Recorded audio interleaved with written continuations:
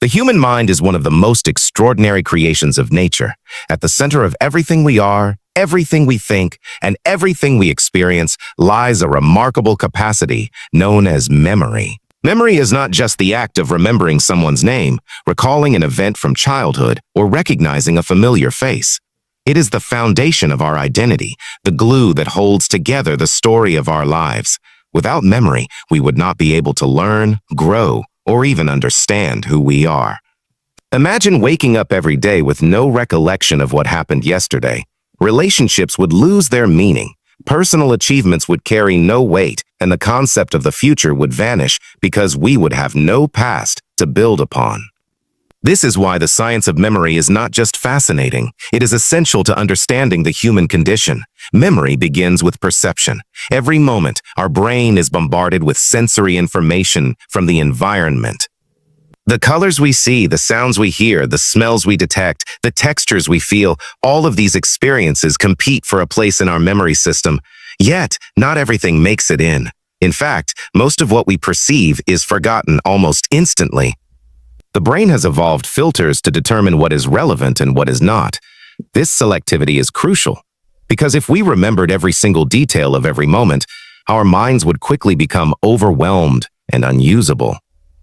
Memory, therefore, is not about storing everything. It is about storing what matters. The process of memory can be thought of as occurring in three main stages: encoding, storage, and retrieval. Encoding is the process by which our sensory inputs are transformed into a form that the brain can store. It is like converting a spoken word into written text so it can be preserved. But encoding is not passive. It depends heavily on attention.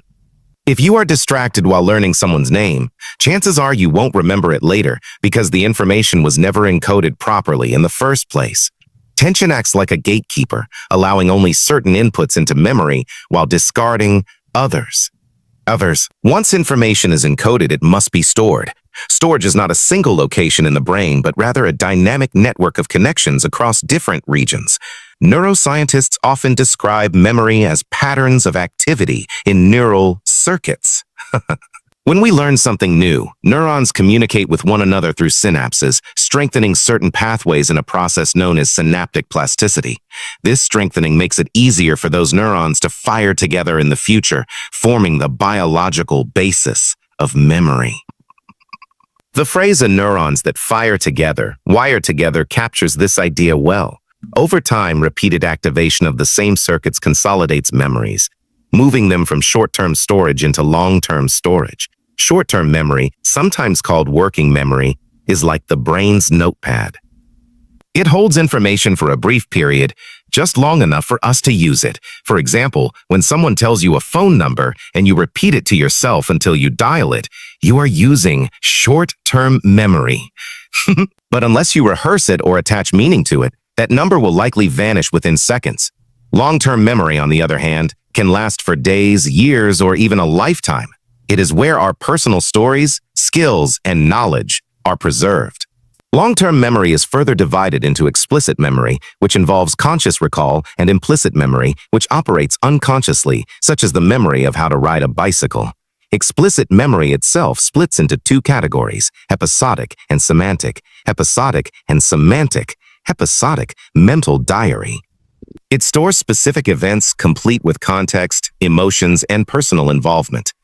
Remembering your first day at school or the vacation you took last summer are examples of episodic memories. Semantic memory, by contrast, is like a mental encyclopedia. It stores general knowledge and facts, such as knowing that Paris is the capital of France or that water boils at 100 degrees Celsius. These two forms of explicit memory allow us to navigate both personal and collective knowledge, combining lived experiences with abstract understanding. Implicit memory, though less obvious, is equally vital. It includes procedural memory, which governs how we perform tasks without consciously thinking about them. Once you learn to type on a keyboard, drive a car, or play an instrument, the memory of how to do these things becomes automatic. It is why you can ride a bike even after years of not practicing. Implicit memory also encompasses emotional conditioning, such as the way a certain smell might trigger feelings of comfort or unease, even if you cannot consciously recall why. But memory is not just about storage, it is also about retrieval. Retrieval is the process of accessing stored information and bringing it back into conscious awareness. It is the moment when a name suddenly comes to you or when a melody plays in your mind without warning. Retrieval can be effortless, as when a familiar face instantly triggers recognition, or it can be painstaking, as when you struggle to remember the answer to a test question. Psychologists often distinguish between recall and recognition. Recall requires generating information from memory without external cues, like answering an open-ended question. Recognition, by contrast, involves identifying the correct answer from a set of options, like in a multiple-choice exam. Interestingly, the act of retrieval itself can change a memory. Each time we recall an event, we reconstruct it from stored fragments, and in doing so, we may inadvertently alter it. Memories are not fixed recordings, but dynamic reconstructions. This is why eyewitness testimonies can be unreliable. So, two people can witness the same event but remember it differently, and even the same person's recollection can shift over time. Suggestive questioning or exposure to new information can modify what we believe we saw, leading to false memories. The fragility of memory raises the question of forgetting. Why do we forget? Forgetting can be frustrating, but it is not always a flaw. In fact, forgetting is an essential part of the memory system. If we remembered everything, important or trivial, our minds would be cluttered with irrelevant details. Forgetting allows us to prioritize. It helps us clear out unnecessary information so we can focus on what is meaningful. Several theories explain how forgetting occurs. One is decay theory, which suggests that memories fade over time if they are not used. Another is interference theory, which proposes that new memories can interfere with old ones, or vice versa. This explains why learning a new password can make it harder to remember the old one.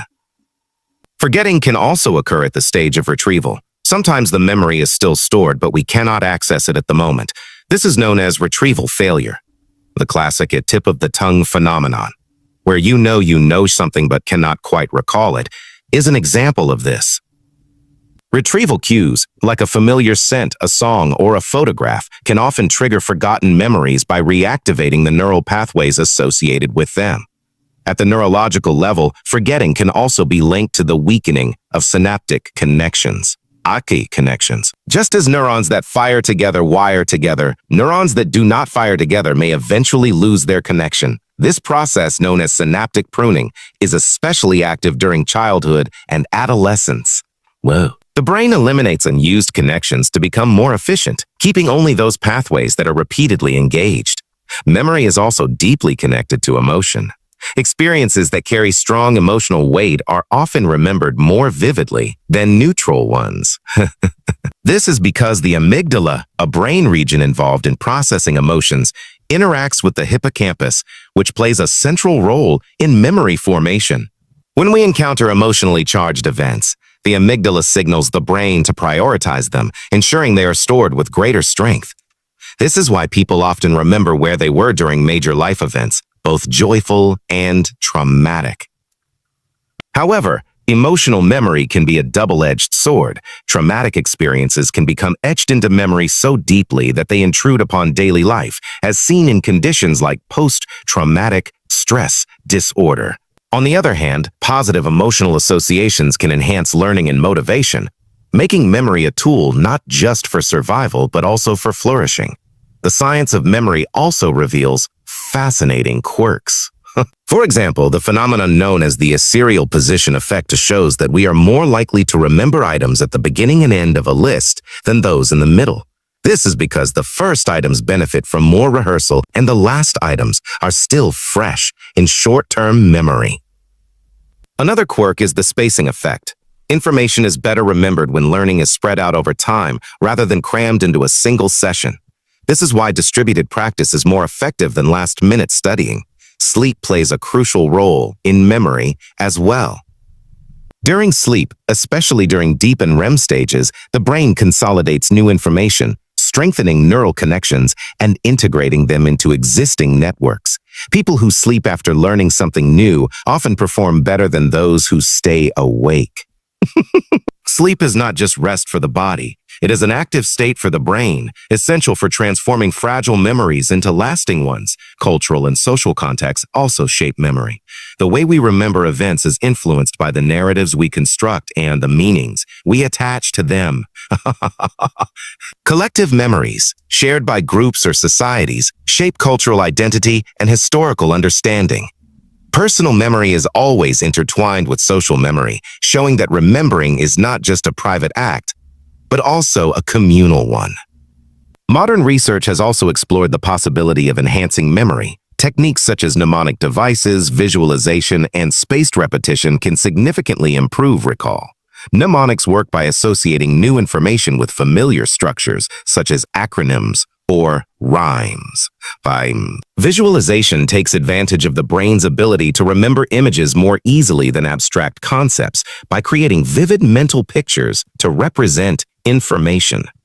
Spaced repetition, often used in language learning apps, takes advantage of the spacing effect by reviewing information at increasing intervals, ensuring it is retained long-term. But memory is not limitless, and it is not infallible. Age, disease, and injury can impair it. Conditions like Alzheimer's disease and other forms of dementia are devastating precisely because they strip away memory, eroding the sense of self. In Alzheimer's, abnormal protein deposits disrupt communication between neurons, leading to memory loss and cognitive decline. These conditions highlight just how central memory is to human dignity and identity. On the brighter side, research continues to explore ways to protect and improve memory. Physical exercise, a healthy diet, mental stimulation, and social interaction have all been linked to better memory function. Neuroplasticity, the brain's ability to reorganize itself, remains a powerful force throughout life, offering hope that memory can be nurtured even in later years. Perhaps the most profound realization from the science of memory is that remembering and forgetting are not opposites but complementary processes. Together, they allow us to adapt, to prioritize, and to make sense of our lives. We are not meant to be perfect recorders of reality. Instead, memory serves as a sculptor, shaping our perception of the past to guide our actions in the future. When you recall a cherished moment with a loved one, or when you forget where you put your keys, you are experiencing the incredible complexity of this system. Memory is not just a mental function. It is the very essence of what makes us human. It allows us to carry the past into the present, to learn from our experiences, and to dream of the future. Without memory, we would not only lose knowledge, we would lose ourselves.